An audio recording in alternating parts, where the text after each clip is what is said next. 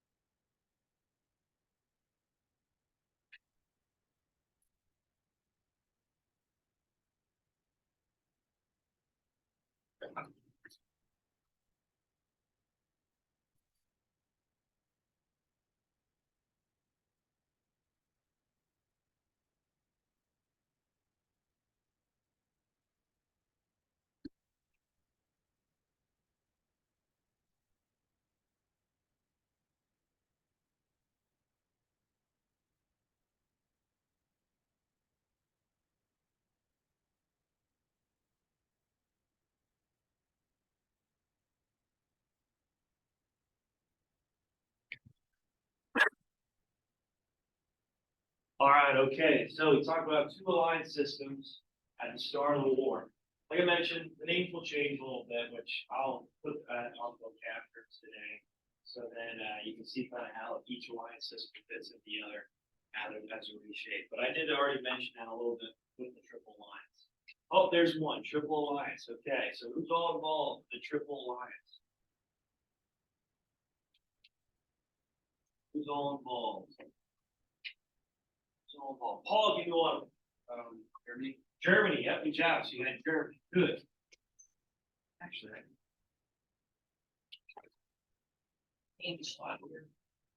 what's that? Record, remember that.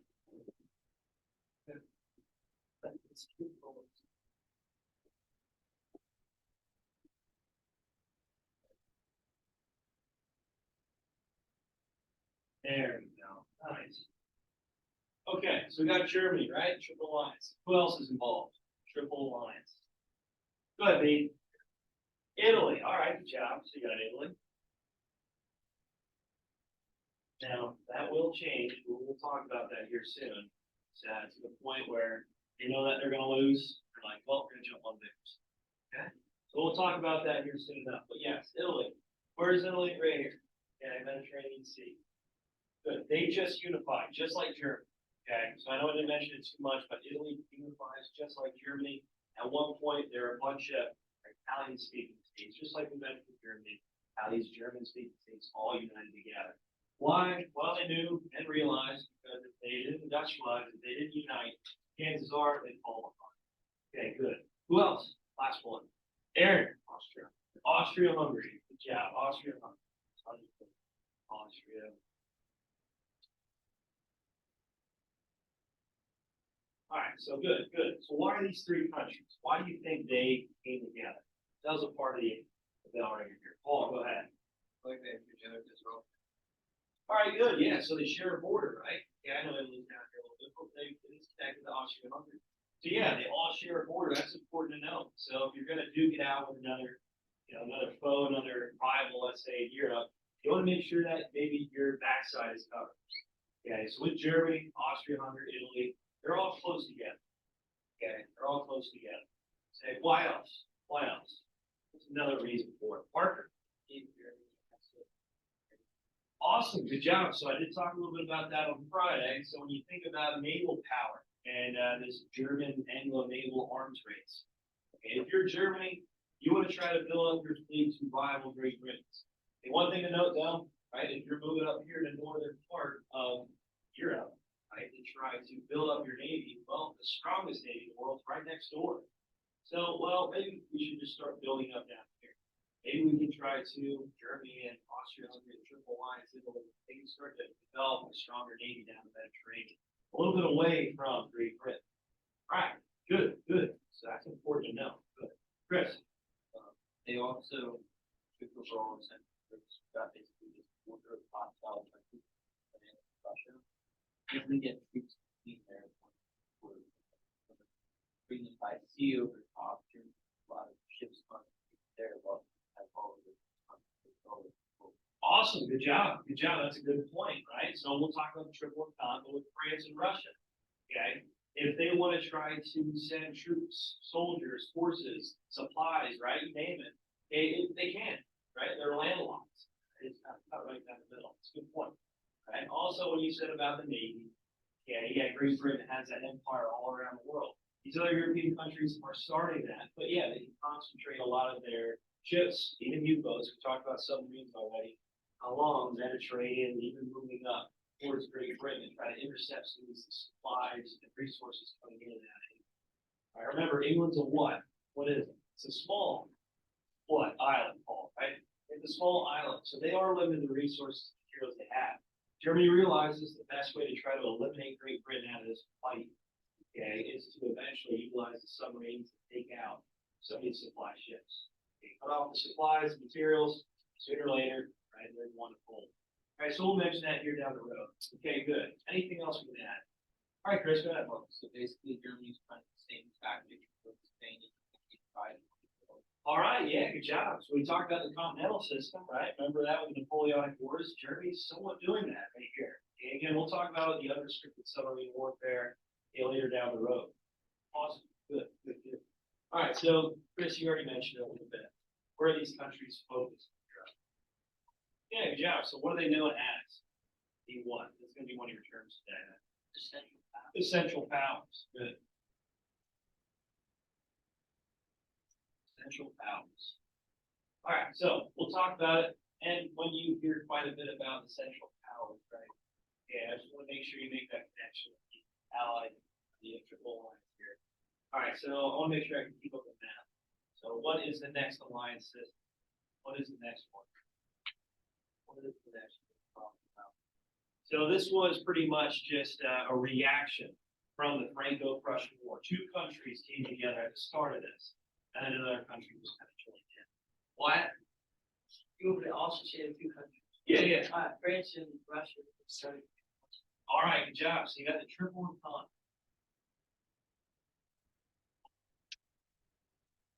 Triple entente. All right, so yeah, you got France and Russia. Why do you think France and Russia want to come together?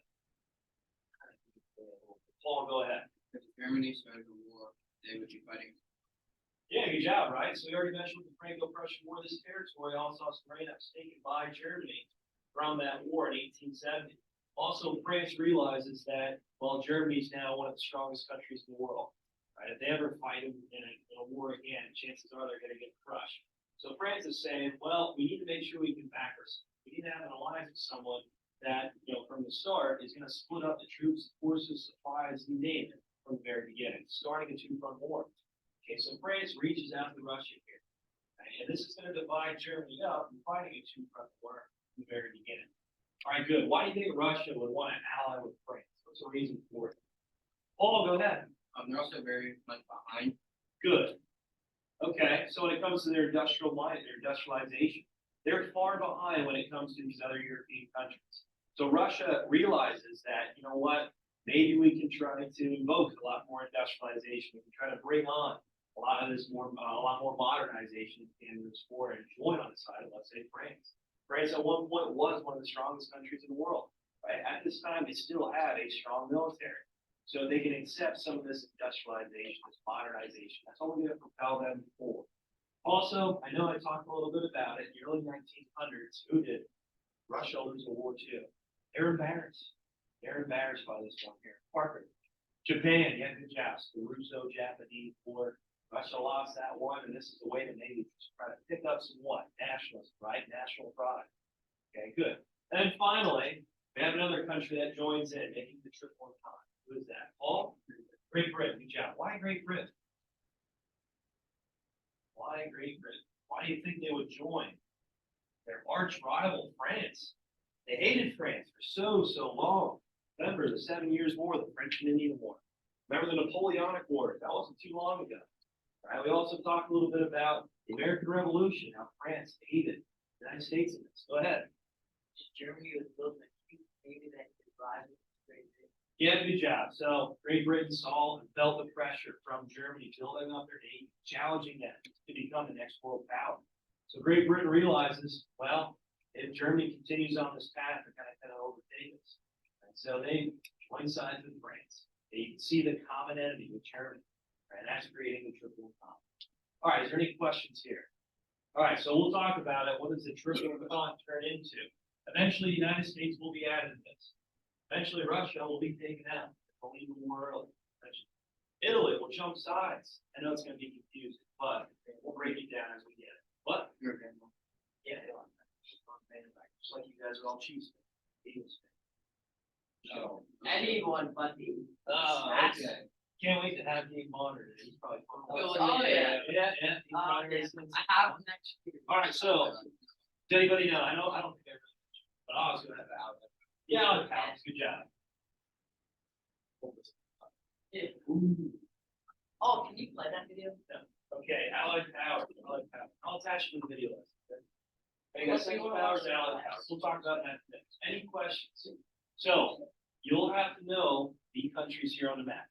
Okay, maybe even some bodies of water. That's important as we move forward. Knowing the alliance system, knowing some of the means of attacks, the battles that we're going to talk about. I think it's important to know these countries here as we move forward.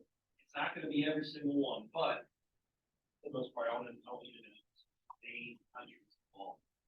So we will have that test maybe at the end of the week, maybe Friday. Let's plan for that. Does that work?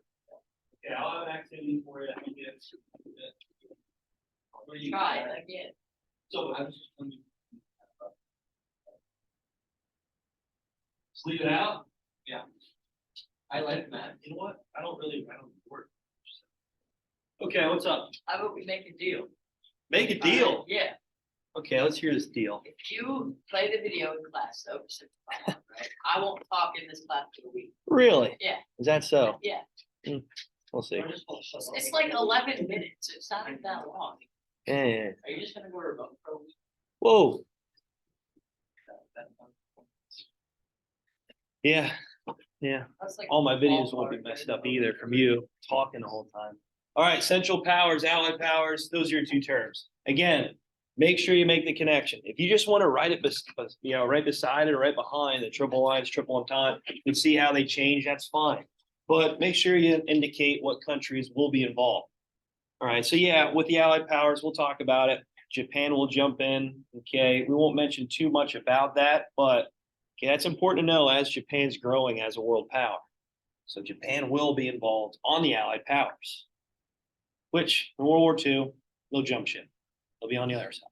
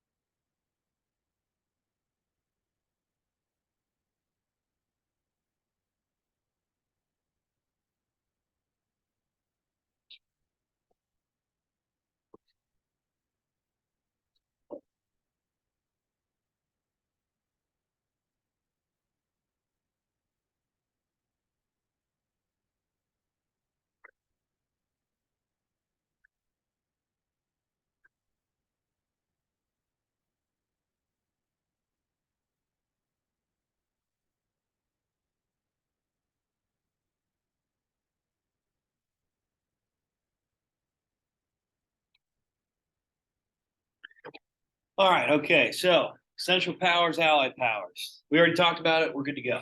Okay, we're good to go.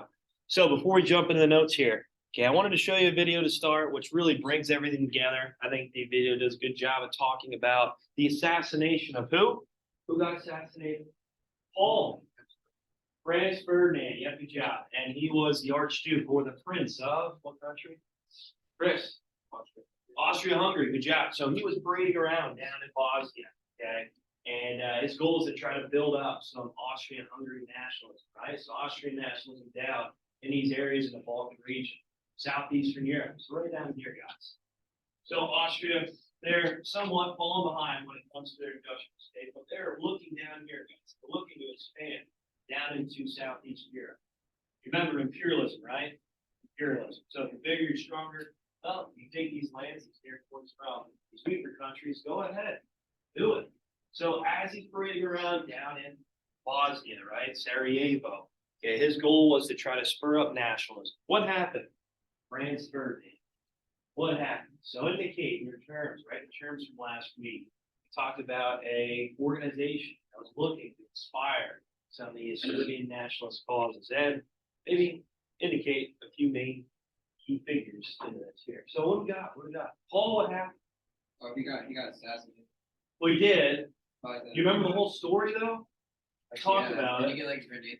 car, and then they Okay. stopped at the hospital to see the people who were injured, and then they were back on route, and then the dude who tried to assassinate him the first time was like, I forget what it was. He was like at some kind of place anyway, and the car drove right past him, and then he shot him in his way. All right. Okay. Good. So yeah, everything we talked about on Friday is pretty much this, guys. So you have to write word for word what this is on the board. I know there's a lot there, but anyway, with the assassination of Franz Ferdinand, on June 28, 1914, this is the start of World War I. Right, Franz Ferdinand was parading around to try to inspire nationalism in newly claimed territories in the Balkan region. And this Balkan region's a hotbed. A lot of these countries are just forming, just uniting for the first time. And all of a sudden now, this bigger force, Austria, comes down and takes some territory, takes some land away. Right? Obviously, if you're a part of these countries, like Serbia, for instance, you're a little upset with this outside influence. You don't want them there at all. Okay? Think about it. They speak a different language, they have a different history, a culture than your people, and all of a sudden these people are trying to claim your land as theirs. That's ridiculous. So what was that group I told you about? What was that group? Extreme Serbian Nationalists. What group? What's the name of it? Nick, is that it? No, okay. Parker. Yes, all right. Giving away for it. The Black Hand, good. So Extreme Serbian Nationalist Group, terrorist organization in the West. Right. So Gavrilo Princip, he was a part of this assassination attempt. So as Ferdinand was parading around, they threw a bomb, explosive out in front of the car, and it missed. Didn't hit. Okay. And a couple people, bystanders were injured. So Ferdinand drives to the hospital to see the people that were injured in this explosion, try to, inspire more nationalists, get the newspapers there talking a little bit about how he's such a good, caring God for these people that never even met him. And as they're leaving, it's not like they had Google Maps or Apple Maps, whatever. There they are, driving down the street. The driver takes a wrong turn.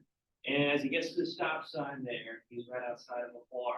The princess is boozing it up. He's like, oh my gosh, we missed our attempt. We had a shot. Literally.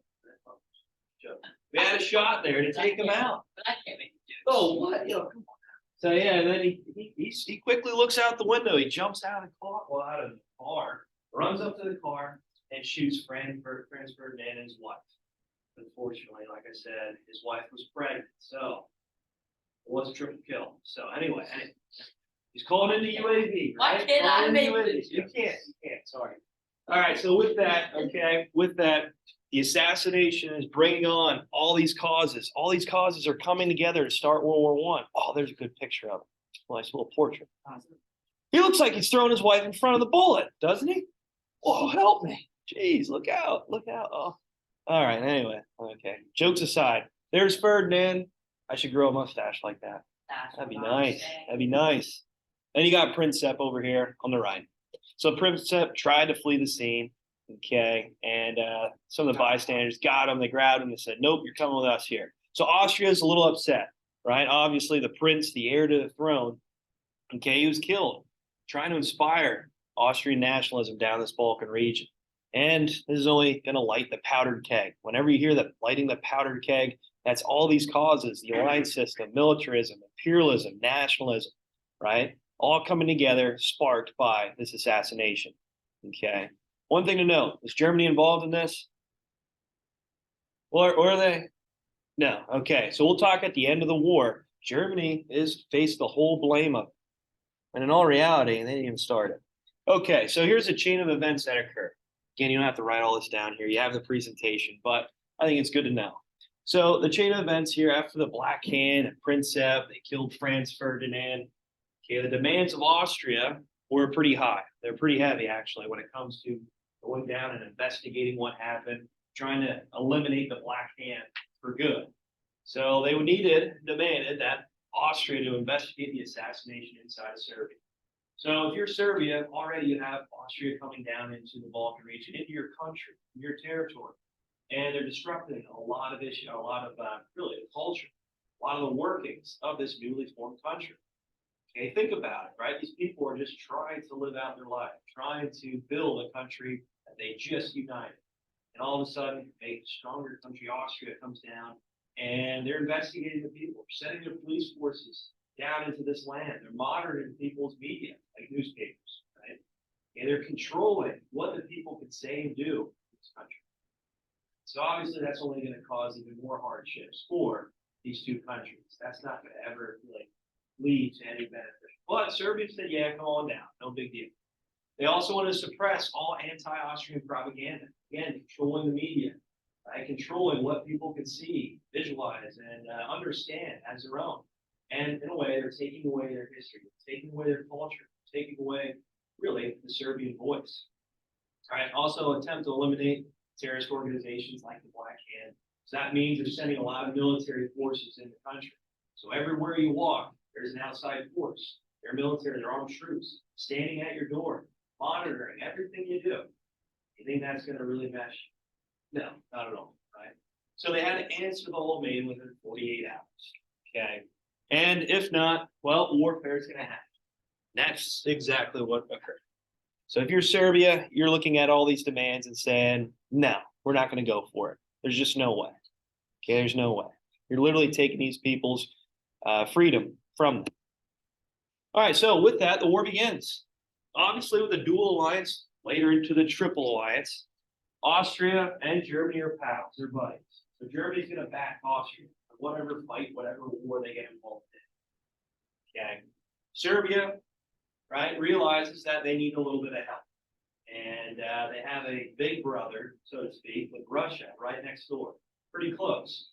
And Russia has a similar culture. A lot of other people in Russia have a similar culture, language as the Serbian, Serbian groups within, obviously Serbia. So Serbia and Russia, they see eye to eye. They're like bigger brother, little brother in a way. So Russia's going to side with Serbia. Germany's going to side with Austria-Hungary. And once these forces start to mobilize, well, it's just going to be too little, too late. Right? It's going to draw in the other countries that are involved with this war. So remember, Russia's allied with who? Who's Russia allied with? At the start of the Triple Entente, we already talked about it. Paul, France, yep, good job. So you can see how the alliance system is bringing these countries into this war. They're drawing them in, even though they really don't care too much what happened with the assassination. The alliance system is bringing in these countries and fueling this competition, this hated rivalry with the other said countries. So, like I said, Germany allying with Austria, Russia allying with Serbia. Okay. And with that, right, July 28th, just not even a month really after the assassination, Austria-Hungary declares war on Serbia. All right, okay. So once mobilization starts, there's no going back, all right? So with that, okay, we'll talk a little bit about how Germany decides to really take out France first. Their goal is to look at France as the bigger enemy. Why? Why? Why don't you think Germany just didn't march into Russia? Why do you think? But Because in their leaders' mind, they would have taken longer to mobilize the country. okay, all right, yeah, good job, good job. So if you think about it, France is probably one of the, in that triple entente in Europe, right? When you think about it, Great Britain, just exclude them now. They're on an island, they're separated from the continent. So if you're Germany, you're looking at France and saying, yeah, you know what, they're probably stronger when it comes to a military force. Russia is laughingstock. Remember, they lost that war to Japan just early on, not even 10 years early. So when you think about military might, military power, Germany thinks that they can take over France with ease, just like the Franco Pressure War, right? They can utilize their new weaponry, their new innovations, railroad system, right, to transport troops and materials fast into France and defeat them before Russia can even mobilize. Russia's not even that modernized yet. Okay, they're not industrialized. So it's one of those things where Germany sees France as a bigger enemy. They can take them out real quick, right? Just like they did in the Franco Prussian War. Russia is still going to be trying to mobilize their troops. It's not like they have a vast system of railroad tracks all across their country, like these other European countries. So they realize, well, this is going to be an easy take, right? We can easily defeat France, quick, fast, and efficient, and then mobilize our troops against Russia. Control the whole continent before Great Britain even lands on, where you know is France, okay? to help them out. All right, so with that, I have an easy way to remember this, how all these alliance systems come together. Again, it starts with Germany allying with Austria. Starts with Russia allying with Serbia. Serbia, right, obviously with Russia, that's going to bring in France to help out Russia. Okay, obviously Great Britain will get involved then too because they're involved in the Triple Entente. Italy is going to get drawn into this because they're involved in the Triple Alliance. So the alliance systems are all dragging these countries in. Okay, we'll mention Great Britain was hesitant at trying to join. Okay, they didn't want to join right away. And in fact, that they were going to actually wait it out to see exactly what would happen with France and Germany. But since Germany marches right through Belgium, which we'll talk more about tomorrow, okay, they march through a neutral country, meaning Great Britain's like, we got to join. Right? Belgium's smack dab right in between Germany and France. Okay, so if you think about it, Germany's realizing that this line here, diagonal line, yeah. So this line right here between France and Germany is heavily defended. Germany's like, well, we'll just march through Belgium right here, very small, and just, I don't know, exclude, just try to, really try to avoid this heavily defended line between France and Germany. So they actually, we'll talk about, it's called the Schmidt Plan. They march right through Belgium, at France. Okay, so we'll talk about that here more tomorrow. And that's how Great Britain gets involved, because Germany marches right through Belgium. Okay. So here's a good political cartoon of what happened, right? How these alliance systems all get dragged into it. So you got Serbia, little Serbia there, right? There they are getting beat up by Austria, right? So again, Austria, right? They're involved in alliance with Germany. So Russia trying to help their little brother Serbia come in and try to beat up on Austria. Well, Austria, like I said, is allied with Germany. Germany's going to come in to help out Austria and try to beat up on Russia. And you can see in the background, France and Great Britain coming to join the fight. So anyway, the alliance systems, you can see how they all get dragged in from this conflict, from this assassination. All right, so I want you guys to go to modules real quick. I want to show you a video about the assassination, but I'll save that tomorrow, I guess. So right underneath, you'll see causes to World War I, barroom fight scene. I changed it to a cafeteria scene because G-rated, But I just wanted to make sure you guys know that. So with that, we're going to read through this. Everybody follow along. Okay, I just published it on Canvas, so you should be able to read through it as you follow along here. So Germany, Austria, and Italy are all standing together in the middle of a cafeteria when Serbia bumps into Austria and spills Austria's drink. All right, so Germany, Austria, and Italy standing right in the middle cafeteria. So what powers are we talking about here? Right in the middle. What? Central powers. Good job. So they're right in the middle of Europe. Get it? Central powers, Triple Alliance. There we go. All right, so they bump into Serbia, spills its drink, right? Okay, what does that symbolize? What does that symbolize? Go ahead, Paul.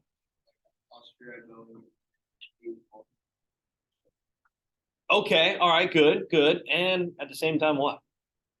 What is it? Yeah, the assassination, right? So there they are. They bump into them. Oh, wow. You spilled the drink. That's the assassination. You guys get it? You follow along here? Austria demands Serbia to buy it a whole new outfit because of the drink stains on its pants leg. So here are the demands, right? Here's where Austria is saying, listen, you need to do this and that and this because, well, you just spilled the drink all over my pants leg. Serbia's like, well, we can't do all of that, but we'll work with you in a way.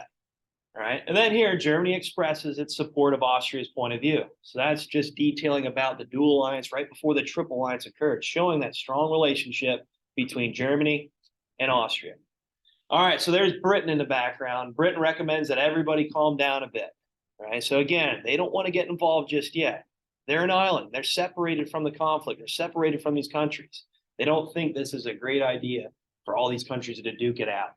Serbia points out that it can't afford a whole new outfit, saying, hey, we'll agree to some of the demands, but in all reality, a lot of these are ridiculous. You're taking away our freedoms. You're taking away our opportunities. You're taking away really what we have here as a new formed country, right? But they say they'll pay for the cleaning. That's not enough, right? Russia and Serbia look at Austria, showing that alliance with Serbia and Russia. They're saying, hey, we're going to eye you up here. If you keep this up, you keep these demands going, we're going to duke it out with you right here. Austria asks Serbia who it's looking at. Uh-oh.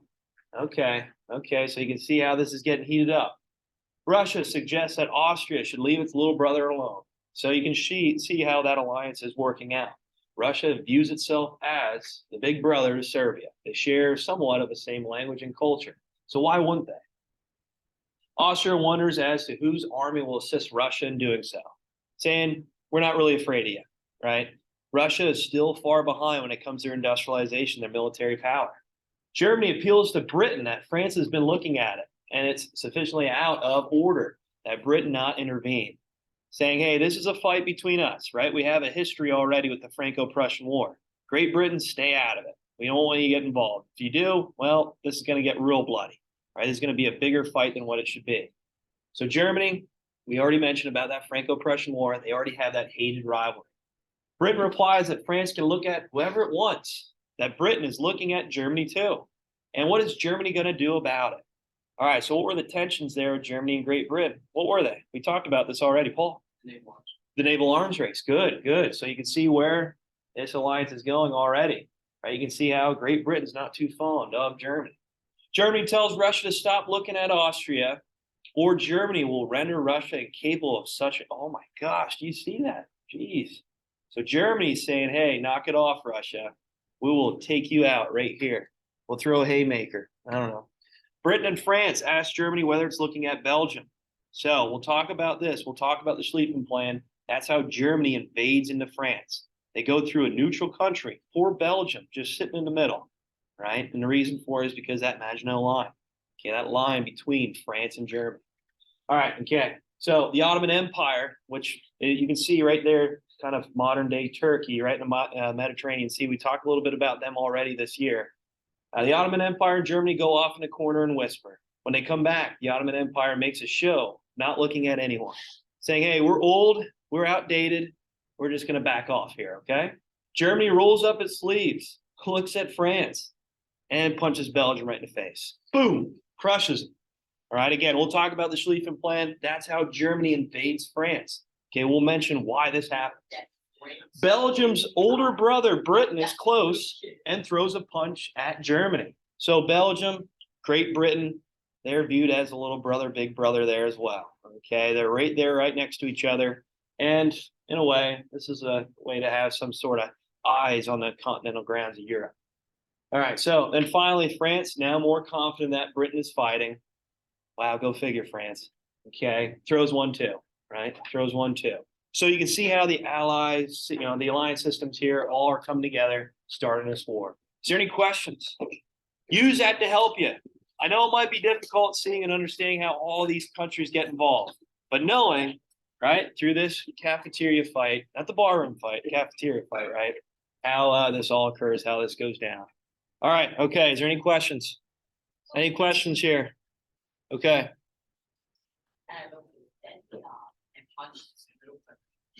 Yep.